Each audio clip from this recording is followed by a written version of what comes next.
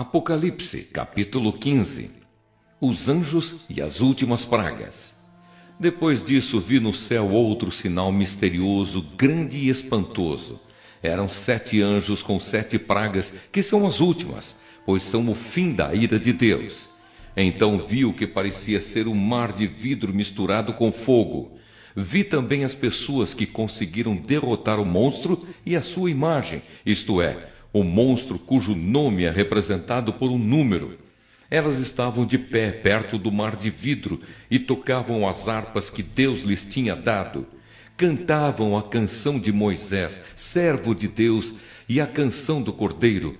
Cantavam assim: Ó Senhor Deus Todo-Poderoso, como são grandes e maravilhosas as tuas obras. Rei das nações, como são justos e verdadeiros os teus planos. Quem não terá medo de ti, Senhor? Quem não vai querer anunciar a tua glória? Pois só tu és santo. Todas as nações virão e te adorarão, porque as tuas obras justas são vistas por todos. Em seguida vi que se abriu no céu o templo, isto é, a tenda da presença de Deus. Os 7 anjos que tinham as 7 pragas saíram do lugar santo. Estavam vestidos com roupas de linho branco e brilhante e tinham faixas de ouro em volta do peito. Então um dos 4 seres vivos deu aos 7 anjos 7 taças de ouro, cheias da ira de Deus, aquele que vive para todo sempre. O templo ficou cheio da fumaça da glória e do poder de Deus, e ninguém podia entrar nele até que chegassem ao fim as 7 pragas trazidas pelos 7 anjos. Apocalipse, capítulo 16. As taças da ira de Deus. Depois ouvi uma voz forte falando de dentro do templo, dizendo aos 7 anjos: Vão e derramem sobre a terra as 7 taças da ira de Deus. O primeiro anjo foi e derramou a sua taça sobre a terra. Feridas abertas, terríveis e dolorosas, apareceram naqueles que tinham o sinal do monstro e que haviam adorado a sua imagem. Aí o segundo anjo derramou a sua taça sobre o mar. A água ficou como o sangue de uma pessoa morta, e morreram todos os seres vivos do mar. Então o terceiro anjo derramou a sua taça sobre os rios e nas fontes de água, e eles viraram sangue. Eu ouvi o anjo que tinha autoridade sobre as águas dizer: Tu és justo nos teus julgamentos, ó Deus Santo, que és e que eras. Os maus derramaram o sangue do povo de Deus e dos profetas, e por isso tu lhes deste sangue para beber. Eles estão recebendo o que merecem. Aí ouvi uma voz que vinha do altar. A voz dizia: Ó Senhor Deus Todo-Poderoso, os teus julgamentos são de fato verdadeiros e justos.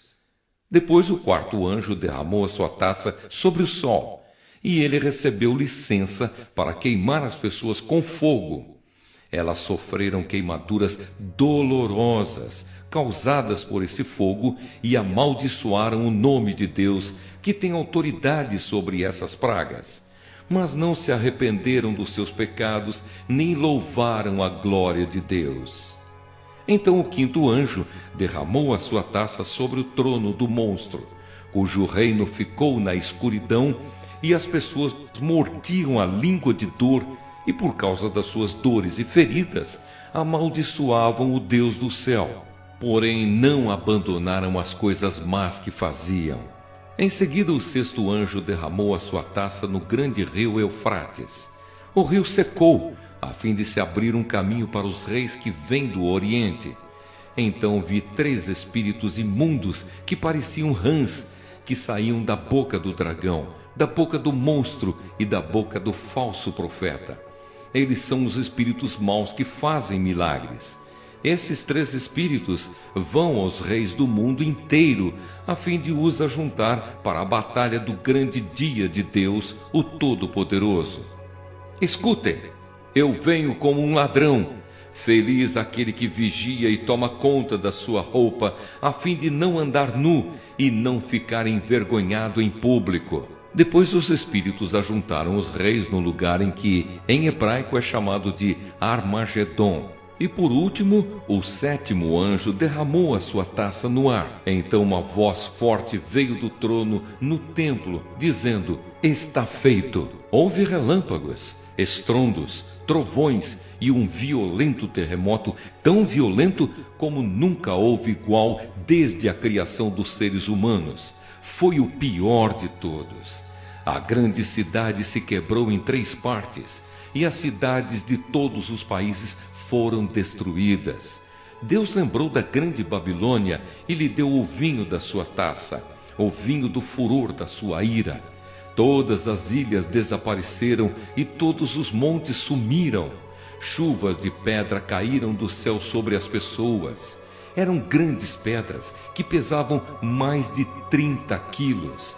E as pessoas amaldiçoaram a Deus por causa da praga de chuvas de pedra, pois ela era terrível.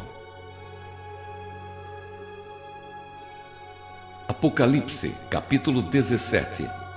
A famosa prostituta e o monstro.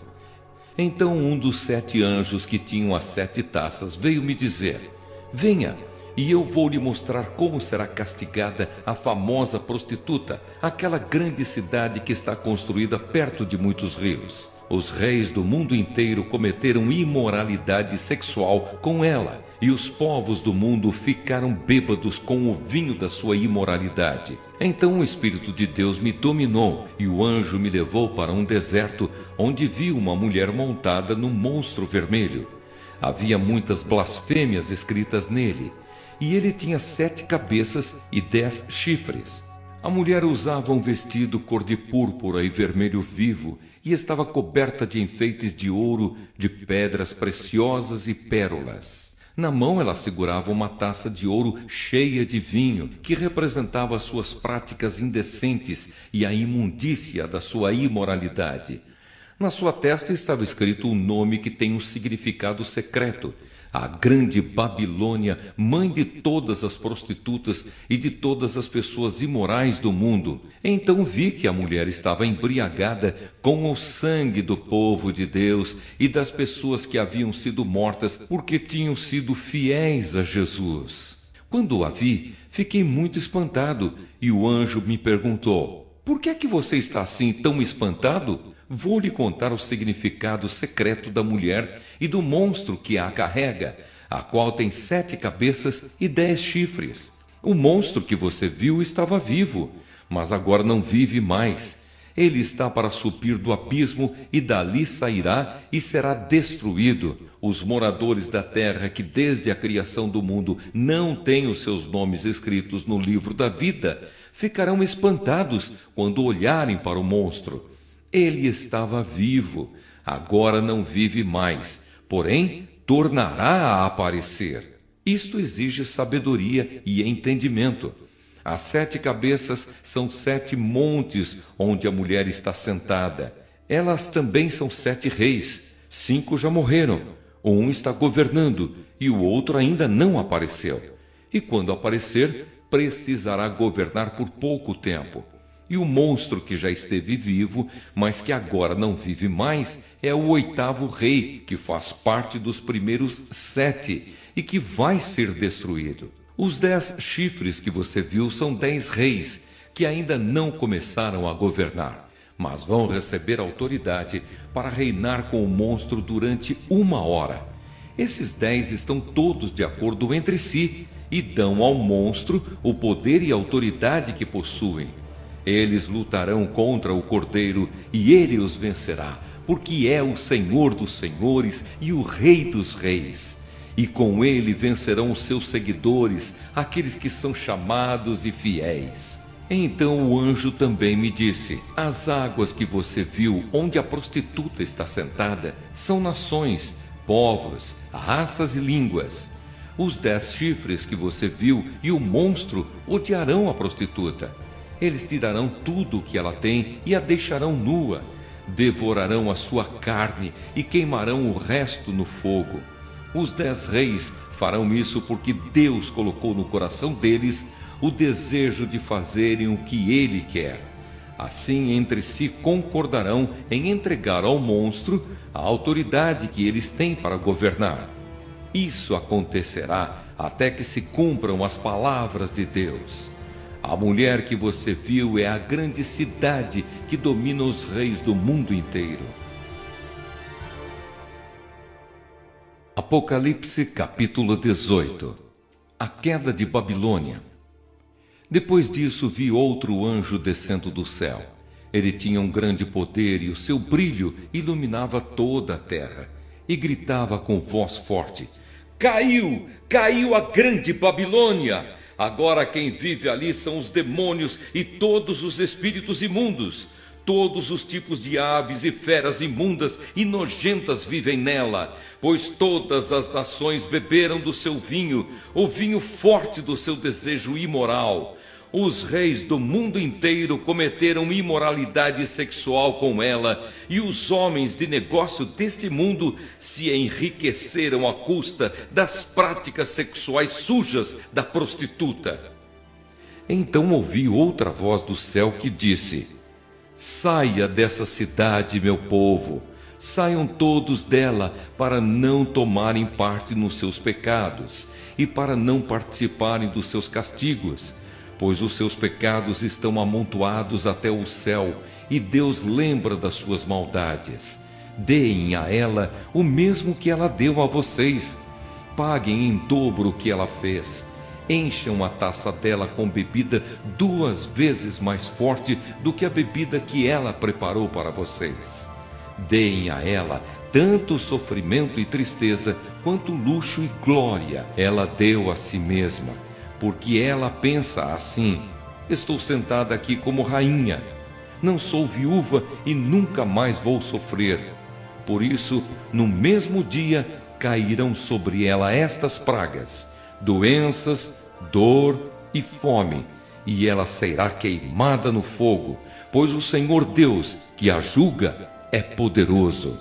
Os reis do mundo inteiro que tomaram parte na imoralidade e na corrupção dela vão gritar e chorar quando virem a fumaça do seu incêndio. Eles ficam de longe porque têm medo de tomar parte no castigo que ela vai sofrer e dizem: Ai de você! Ai de você, Babilônia, grande e poderosa cidade! Em apenas 1 hora você já foi castigada.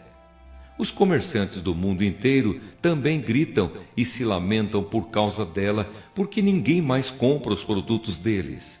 Ninguém compra o seu ouro, prata, pedras preciosas e pérolas, nem o seu linho finíssimo, a sua púrpura, a sua seda e a sua lã vermelha, nem qualquer espécie de madeira rara, ou qualquer tipo de objetos feitos de marfim e de madeira cara, de bronze, ferro e mármore, nem canela, cardamomo, incenso, mirra ou perfumes.